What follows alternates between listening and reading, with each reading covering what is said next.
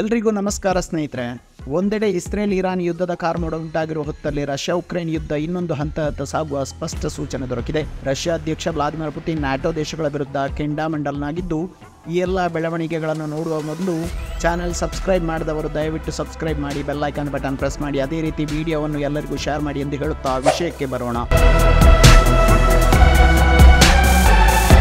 Russia Ukraine ಯುದ್ಧ ಮುಂದುವರಿಯುತ್ತಿರುವಂತೆ ಈಗ ಉಕ್ರೇನ್ನ ಮುಂದೆ ಹಿಡಿದು ನಿಲ್ಲಲು ಸಾಧ್ಯವಾಗದಂತಹ ಸ್ಥಿತಿ ರಷ್ಯಾಕ್ಕೆ ಉಂಟಾಗಿದೆ. ಉಕ್ರೇನ್ ಕಳೆದ ಒಂದು ವಾರದೊಳಗೆ ರಷ್ಯಾದಿಂದ ವಶಕ್ಕೆ ಪಡೆದ ಭೂಮಿ ಕಳೆದ 8 ತಿಂಗಳೊಳಗೆ ಉಕ್ರೇನ್ನಿಂದ ರಷ್ಯಾ ವಶಪಡಿಸಿಕೊಂಡ ಭೂ ವ್ಯಾಪ್ತಿಗಿಂತಲೂ ಹೆಚ್ಚಿನದು ಎಂಬ ಮಾಹಿತಿ ಹೊರಬರುತ್ತಿವೆ.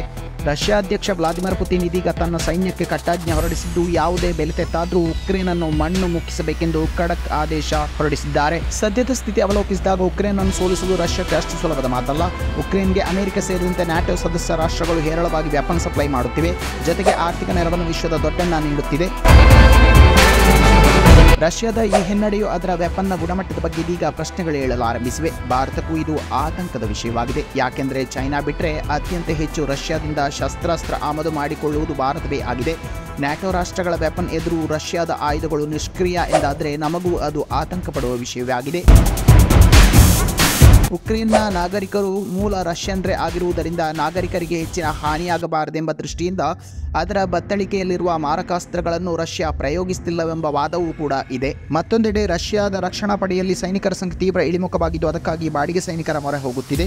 ಭಾರತ, ಶ್ರೀಲಂಕಾ, ನೇಪಾಳ ಮೊದಲಾದ ದೇಶಗಳಿಂದ ಹಲವು ಯುವಕರು ಹಣಕ್ಕಾಗಿ ರಷ್ಯಾ ಪರ ಹೋರಾಡಲು ತೆರಳಿದ್ದು ಎಲ್ಲರಿಗೂ ತಿಳಿದೇ ಇರುವಂತಹ ವಿಚಾರ. ಉಕ್ರೇನ್ ಜೊತೆಗಿನ ವಾರಲ್ಲಿ ರಷ್ಯಾ 1.5 ಲಕ್ಷಕ್ಕೂ ಅಧಿಕ ಸೈನಿಕರನ್ನು ಕಳಕೊಂಡಿರುವುದಾಗಿಯೂ 3 ಲಕ್ಷಕ್ಕೂ ಅಧಿಕ ಸೈನಿಕರು ಸೀರಿಯಸ್ ಇಂಜುರಿ ಆಗಿರುವುದಾಗಿಯೂ ನಂಬಲು ಅರ್ಹವಾದ ಮೂಲಗಳು ಹೇಳುತ್ತಿವೆ.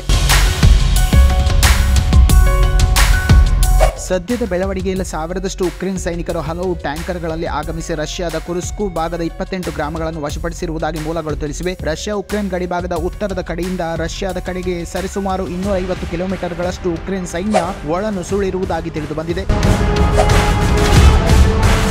ರಷ್ಯಾ ಈ ಭೂಮಿಯನ್ನು ಮರಳಿ ಪಡೆಯಲು ಇದೀಗ ಹೋರಾಟ ತೀವ್ರಗೊಳಿಸಿದ್ದು, ಇದೇ ಸಂದರ್ಭದಲ್ಲಿ ಉಕ್ರೇನ್ ತನ್ನಲ್ಲಿರುವ ಎಲ್ಲಾ ಶಕ್ತಿಯನ್ನು ಬಳಸಿ ಪ್ರತಿ ಹೋರಾಟವನ್ನು ನಡೆಸುತ್ತಿದೆ. ರಷ್ಯಾ ಮುಖ್ಯವಾಗಿ ವಾಯುದಾಳಿ ಹಾಗೂ ಡ್ರೋನ್ ಮೂಲಕ ಹೋರಾಟ ತೀವ್ರಗೊಳಿಸಿದೆ. ರಷ್ಯಾವನ್ನು ಅತಂತ್ರಗೊಳಿಸಲು ಉಕ್ರೇನ್ ಈ ಕಾರ್ಯಾಚರಣೆ ನಡೆಸಿದ್ದಾಗಿ ಪುತಿನ್ ಹೇಳಿದ್ದಾರೆ. ನಂಬಿಕಸ್ಥನಾದ ಅಲೆಕ್ಸ್ ಡೂಮ್ರನ್ನು ಈ ಭಾಗದ ಸ್ಥಿತಿಗಳ ಬಗ್ಗೆ ಅವಲೋಕಿಸಲು ನೇಮಕ ಮಾಡಲಾಗಿದೆ. ಅಮೆರಿಕದ ಬಳಿಕ ರಷ್ಯಾ ಜಗತ್ತಿನ ಅತ್ಯಂತ ಶಕ್ತಿಶಾಲಿ ದೇಶ ಎನ್ನುವ ಚಿತ್ರಣ ಇದ್ದಂತಹ ಸಂದರ್ಭದಲ್ಲಿ ಉಕ್ರೇನ್ನ ಈ ಮೇಲುಗೈ ಪುತಿನ್ಗೆ ನುಂಗಲಾರದ ತುತ್ತಾಗಿ ಪರಿಣಮಿಸಿದೆ.